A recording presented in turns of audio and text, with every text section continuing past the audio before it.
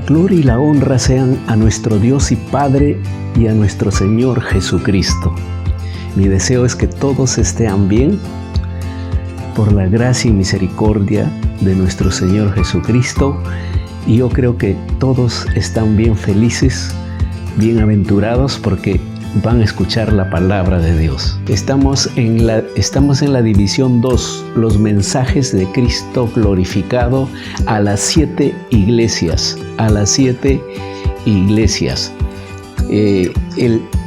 El tema es el mensaje a Sardis, la iglesia con reputación pero agonizante. Apocalipsis. Sé vigilante y afirma las otras cosas que están para morir, porque no he hallado tus obras perfectas delante de Dios. Acuérdate pues de lo que has recibido y oído y guardado, y arrepiéntete pues, si no, velas vendré sobre ti como ladrón, y no sabrás a qué hora vendré sobre ti. Pero tienes unas pocas personas en Sardis que no han manchado sus vestiduras y andarán conmigo en vestiduras blancas, porque son dignas. El que venciere será vestido de vestiduras blancas, y no borraré su nombre del libro de la vida, y confesaré su nombre delante de mi Padre y delante de sus ángeles. El que tiene oído, oiga lo que el Espíritu dice a las iglesias.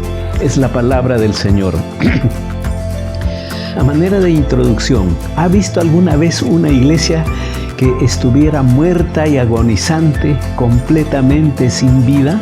Una iglesia que estuviera satisfecha consigo misma, con mantener las cosas tal como siempre han estado, que se deleita en lo que solía ser.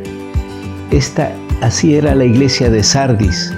Es la imagen de la iglesia que tiene una excelente reputación y es altamente respetada por la comunidad, pero que está muerta y está sin vida. Vamos a ver entonces primeramente los destinatarios, el que habla, quién es Jesús. Luego vamos a ver la queja y luego el consejo, también la advertencia y por último la promesa que les da a los de la iglesia de Sardis. Vamos con el punto 1, los destinatarios. Como ya sabemos, estos mensajes van destinados al ministro. Apocalipsis 3:1 dice: escribe al ángel de la iglesia en Sardis, el que tiene los 7 espíritus de Dios y las 7 estrellas, dice esto: yo conozco tus obras, que tienes nombre de que vives y estás muerto. El Señor Jesucristo dirige la carta al ministro de la iglesia o al pastor de la iglesia, pero quiere que se la proclame a toda la iglesia. Hay poca esperanza de que una iglesia muerta vuelva a vivir, a no ser que el ministro se aboque de lleno. No es probable el renacimiento, a no ser que se lo logre primero con el ministro, con el pastor. Por lo tanto, Cristo habla primero al ministro. Aquí hay un pensamiento. Este es un factor fuerte que los ministros o los pastores deben seguir.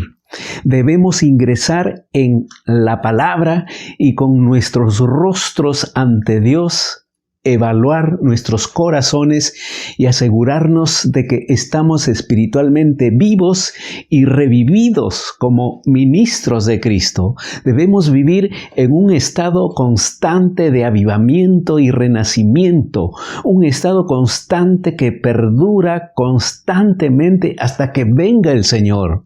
Amén. Nosotros los ministros deben estar revividos. En segundo lugar, el que habla, ¿quién es? Jesús. Apocalipsis 3:1, la segunda parte, dice: el que tiene los 7 espíritus de Dios y las 7 estrellas dice esto: yo conozco tus obras, que tienes nombre de que vives y estás muerto. El que habla es el Señor Jesucristo mismo. Una iglesia sin vida y agonizante debe mirar a Jesucristo. Dos cosas en particular aquí. Primeramente, Jesucristo tiene los 7 espíritus de Dios. Esta es una referencia al Espíritu Santo, porque en primer lugar el número 7 significa el 7º ministerio del Espíritu Santo. Jesucristo mismo lo pronunció en el cuarto superior, donde reveló quién sería el Espíritu Santo. Él es el consolador, el otro ayudador. Él es el Espíritu de verdad. Él es la presencia personal de Cristo. Él es la manifestación muy especial de Cristo dentro del creyente, dentro de ti. Él es la presencia viviente de la Trinidad. Él es el Maestro de maestros. Él es la paz de Cristo. Una referencia al ministerio de 7 partes del Espíritu Santo encontrado en Isaías. Aquí está. Isaías 11:2 dice, y reposará sobre él el espíritu de Jehová, espíritu de sabiduría y de inteligencia, espíritu de consejo y de poder, espíritu de conocimiento y de temor de Jehová. Amén. El espíritu del Señor, el espíritu del Señor, el espíritu de sabiduría. ¿Qué más vemos ahí? El espíritu de comprensión, el espíritu de consejo, el espíritu de poder, el espíritu de conocimiento y el espíritu de temor. En segundo lugar, el número 7 también significa plenitud o perfección en la Biblia. Por lo tanto, los 7 espíritus significan el Espíritu Santo en toda su plenitud. El punto es este: lo que necesita una iglesia agonizante y sin vida es el Espíritu de Dios. Una iglesia agonizante y sin vida necesita buscar a Cristo por el Espíritu de Dios. Amén. Lucas 11:13 dice, pues si ustedes siendo malos saben dar buenas dádivas a vuestros hijos, cuánto más vuestro Padre Celestial dará el Espíritu Santo a los que se lo pidan.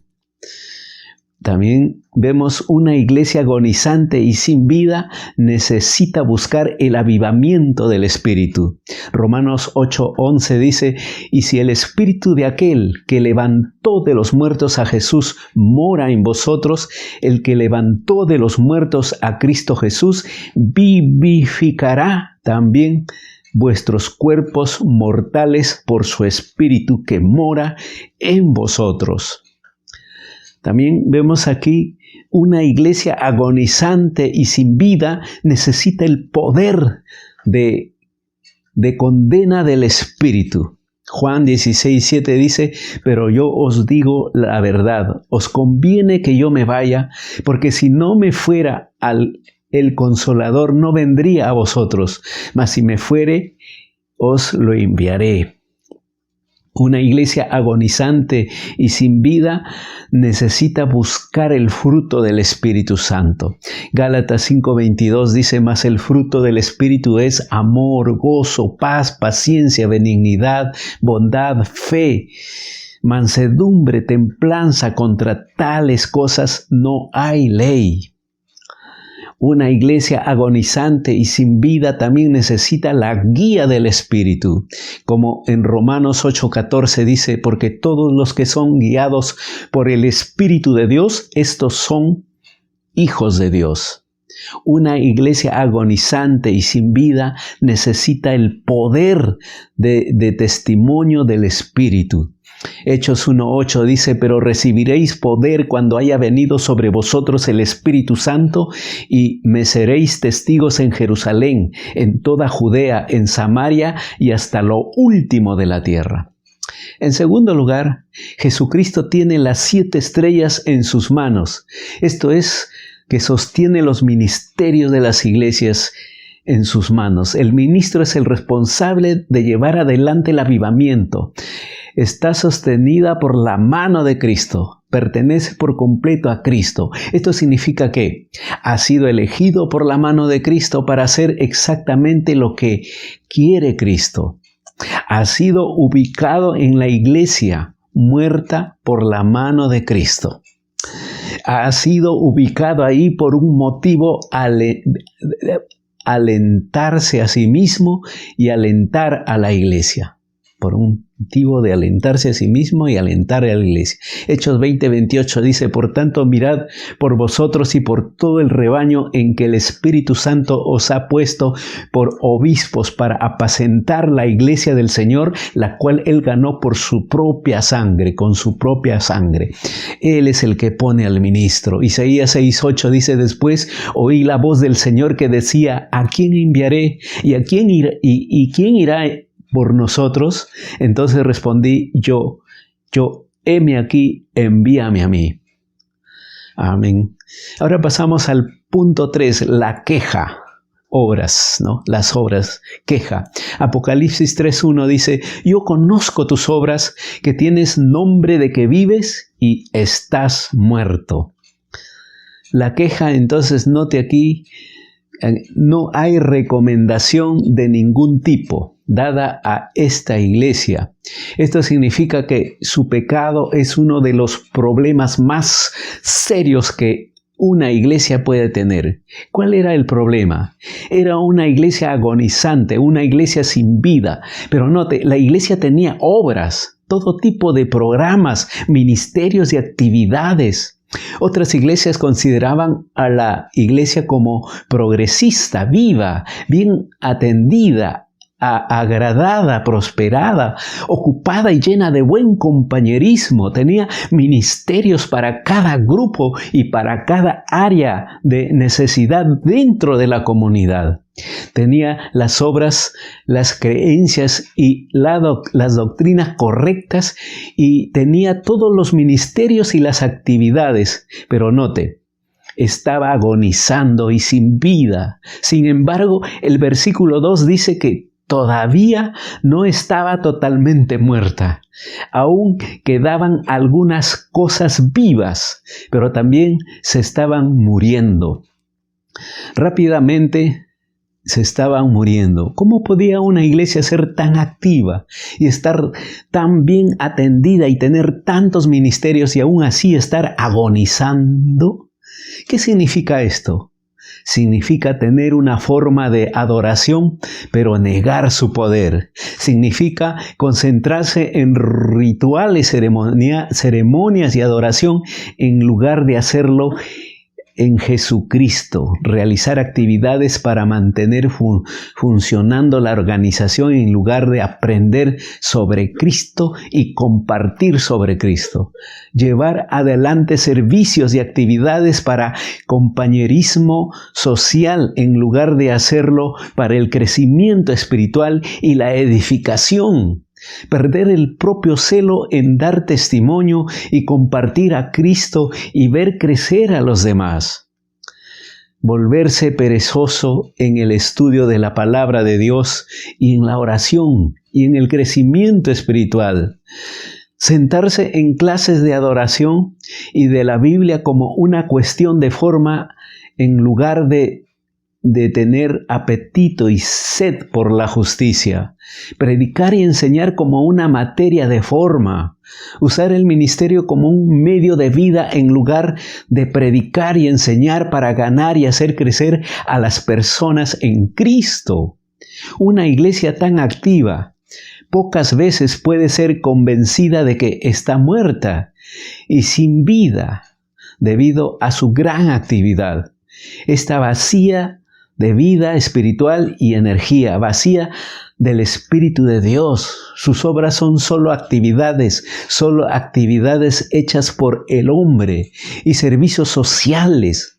Las obras no tienen el Espíritu de Dios ni su poder en ellas. Son meramente humanas. Mateo 7:21 dice: no todo el que me dice Señor, Señor entrará en el reino de los cielos, sino el que hace la voluntad de mi Padre, el que está en los cielos. Mateo 15:8 dice: este pueblo de labios me honra, mas su corazón está lejos de mí.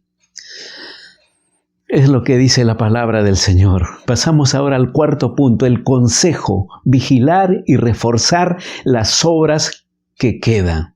Amén. Apocalipsis 3:2 dice, sé vigilante y afirma las otras cosas que están para morir, porque no he hallado tus obras perfectas delante de Dios. Es la palabra del Señor. El consejo es fuerte, vigilar y fortalecer las obras que aún tienen algo de vida en ellas. Recuerde, la iglesia tenía los servicios, las reuniones y los ministerios que eran necesarios. La iglesia estaba haciendo las cosas que se suponía debía hacer. Lo que estaba equivocado era el espíritu de la gente. Sus espíritus no se concentraban en Jesucristo y en su causa. Estaban sentados en los servicios medio dormidos y permitiendo que sus pensamientos vagaran en lugar de tener apetito por la palabra de Dios. Estaban realizando y manteniendo las actividades por el bien del compañerismo y porque era lo que debía hacerse. La lista podría continuar infinitamente. El tema es ver que la gente no estaba viva, no espiritualmente, no para el Señor Jesucristo. Asistían y participaban porque era lo que había que hacer y porque les daba un sentido de seguridad religiosa. Note, el consejo es doble. Observe aquí, levántate y mantente despierto. Debían despertarse, levantarse, activar su mente y pensamientos, estar alerta y vivos para el Señor Jesucristo y para la palabra de Dios.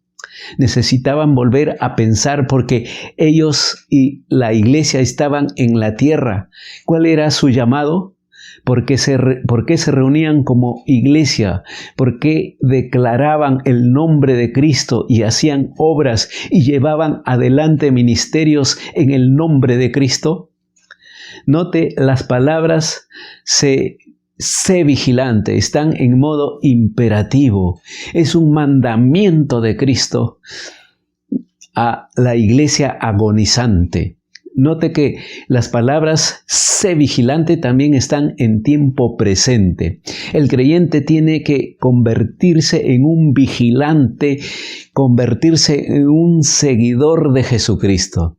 El creyente siempre tiene que vigilar y asegurarse de que está vivo espiritualmente. Amén. Mateo 24, 42 al 23 dice, velad pues porque no sabéis a qué hora ha de venir nuestro Señor.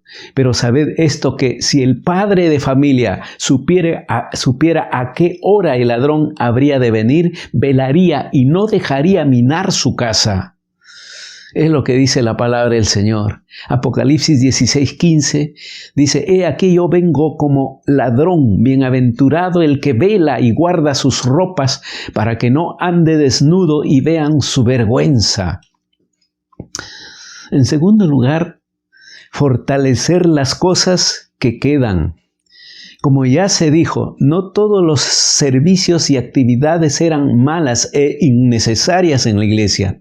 La iglesia había sido conducida por Cristo para dar inicio a los ministerios en los primeros días, cuando la iglesia estaba viva. Pero note, incluso esos ministerios ahora estaban agonizando. Los creyentes necesitaban desesperadamente avivarse y hacerse cargo de esos ministerios, dándoles nueva vida. Jesucristo aconseja, presten atención inmediata a estas cosas, vigilen, levántense, fortalezcan esos ministerios ahora.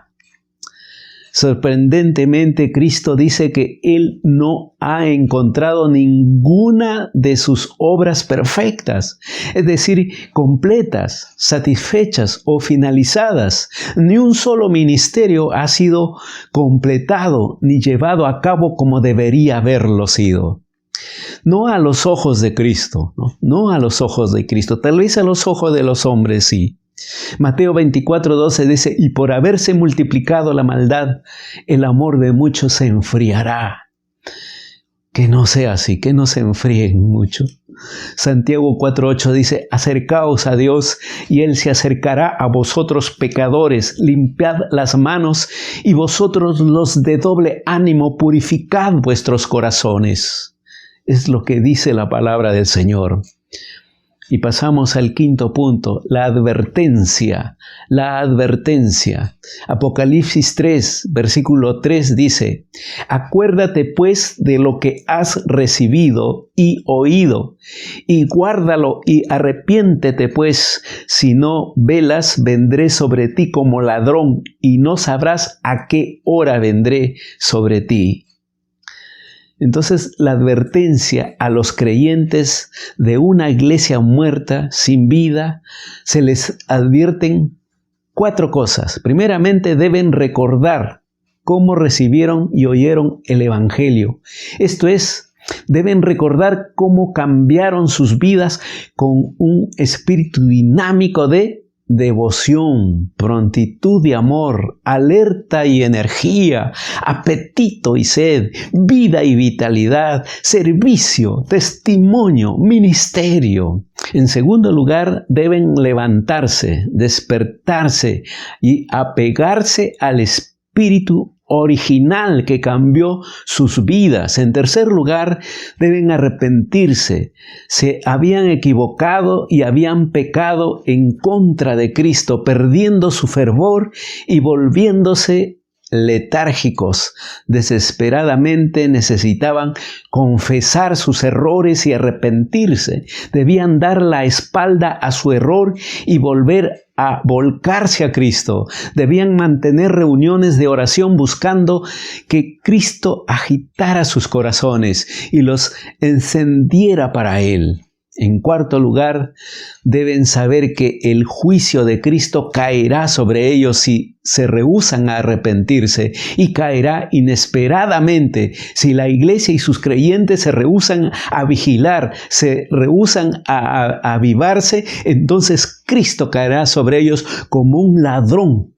Y note, ellos no sabrán la hora en que Él vendrá a juzgarlos. La idea es que Cristo vendrá y los despojará de todas sus cosas valiosas como si fuera un ladrón. Quedarán desnudos, sin nada de valor. La iglesia y sus creyentes no valdrán nada, no tendrán valor para Cristo y su reino. No importa lo que puedan pensar la iglesia y sus miembros, se los encontrará vanos, vacíos e inútiles. No habrán hecho ningún bien para el reino de Dios. Su profesión habrá sido sin sentido. No vale para nada. Marcos 8:36 dice, porque ¿qué aprovechará el hombre si ganare todo el mundo y perdiere su alma? También en 1 Corintios capítulo 3 versículo 13 dice, la obra de cada uno se hará manifiesta, porque el día la declarará, pues por el fuego será revelada, y la obra de cada uno cual sea, el fuego la probará. Si permaneciere la obra de alguno que sobreedificó, recibirá recompensa. Si la obra de alguno se quemare, él sufrirá pérdida, si bien él mismo será salvo, aunque así como por fuego. Es la palabra del Señor. Y pasamos al punto 6, la promesa, la promesa. Apocalipsis capítulo 3, versículo 4, dice, pero tienes unas pocas personas en Sardis que no han manchado sus vestiduras y andarán conmigo en vestiduras blancas, porque son dignas. El que venciere será vestido de vestiduras blancas, y no borraré su nombre del libro de la vida, y confesaré su nombre delante de mi Padre y delante de sus ángeles. El que tiene oído, oiga lo que el Espíritu dice a las iglesias. Es la palabra del Señor. Los vencedores, note, hay una promesa a los que no se contaminan, así como también a los vencedores. Primeramente están los que no se habían contaminado. Esto significa que había unos pocos creyentes en la iglesia.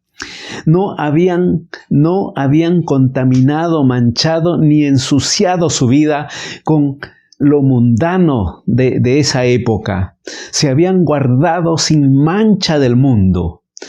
No estaban centrados en las actividades ni en los programas, sino en Cristo. No utilizaron la iglesia como un bálsamo religioso para su conciencia, o como una actividad social, o como un lugar solo para el compañerismo, o como un lugar para contactos sociales y de negocios, o como para un lugar para construir su imagen pública, o como un lugar para brindar actividades para la familia.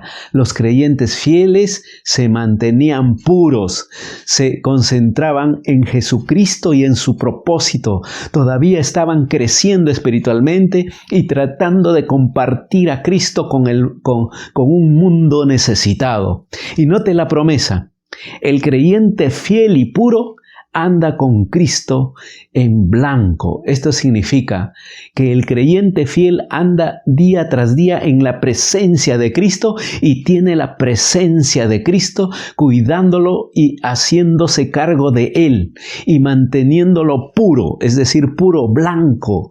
Que el creyente fiel anda día tras día y momento tras momento en confesión abierta ante Cristo, que se mantiene limpio, confesando constantemente todo pecado y teniendo a Cristo para perdonar sus pecados. Cristo lo mantiene limpio, es decir, blanco como la nieve. Que el creyente fiel anda en victoria y pureza con Cristo por los siglos de los siglos. Y note que el creyente fiel y puro recibe esta promesa porque Él lo vale. Cristo se complace de que el creyente se concentre en Él, su Señor. Por tanto, Cristo lo ama con un amor muy especial y considera valioso al creyente. En segundo lugar, están los vencedores. Se realizan 3 promesas al creyente que mantiene vivo su espíritu, al creyente que se concentra en Jesucristo y en sus propósitos espirituales para la iglesia. Primeramente, el vencedor será vestido de blanco. Esta es la vestidura de la justicia y la pureza, de la perfección que se le entregará al creyente cuando ingrese al cielo. Al creyente se le dará esta vestimenta de justicia y pureza. También porque confió en la justicia de Cristo, porque siguió a Cristo viviendo una vida justa. Amén. Miren lo que dice Lucas 15:22. Pero el Padre dijo a sus siervos: sacad el mejor vestido y vestidle, y poned un anillo en su mano y calzado en sus pies. Un padre a su hijo. Apocalipsis 4:4 dice: y alrededor del trono había 24 tronos, y vi sentados en los tronos a 24 ancianos vestidos de ropas blancas, con coronas de oro en sus cabezas. Coronas de oro. En segundo lugar, el vencedor no será borrado del libro de la vida. Este es el libro que tiene Dios.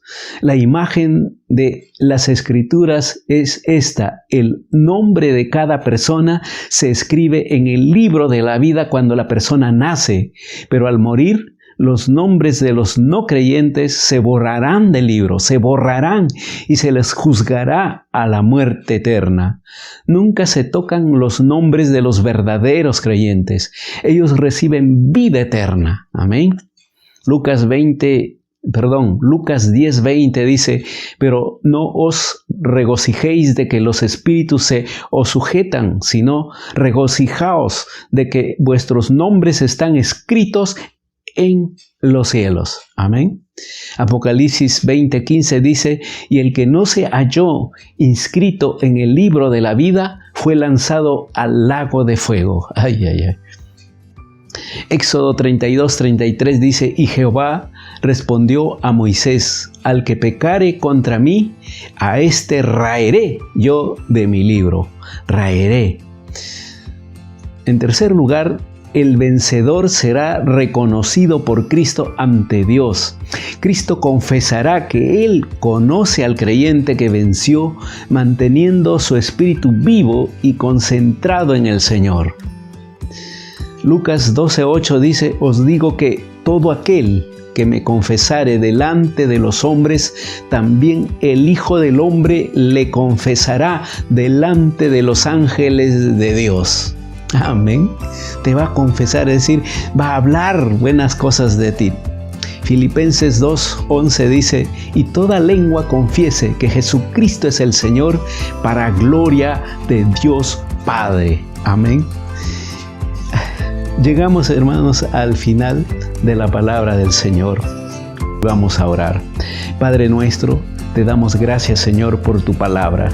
Gracias, Señor, porque tú nos has dejado, Señor, todo un libro para poder entender las cosas futuras, las cosas por venir. Gracias, Señor, porque nos sentimos muy felices, Padre eterno, porque no todo termina aquí o con la muerte, sino que, Padre eterno, hay mucho más allá, Señor, hay mucho más. Nuestra esperanza, Señor, es grande, bendito Dios. Gracias a ti, oh Señor. Oh bendito Padre, gracias, Señor, gracias. Quiero pedirte que tú bendigas a tus hijos, a tus hijas, y que los guardes y los protejas, y que, Padre eterno, cada día deseen buscarte más y más a través de la palabra de Dios. Gracias, Señor, que esta palabra pueda transformar muchas vidas, pueda alimentar muchas vidas espiritualmente, y puedan fortalecerse y crecer y madurar muchas personas, muchos hijos tuyos, tu iglesia, Señor. Gracias, bendito Dios. En el nombre de Cristo Jesús, amén y amén. Que Dios les bendiga.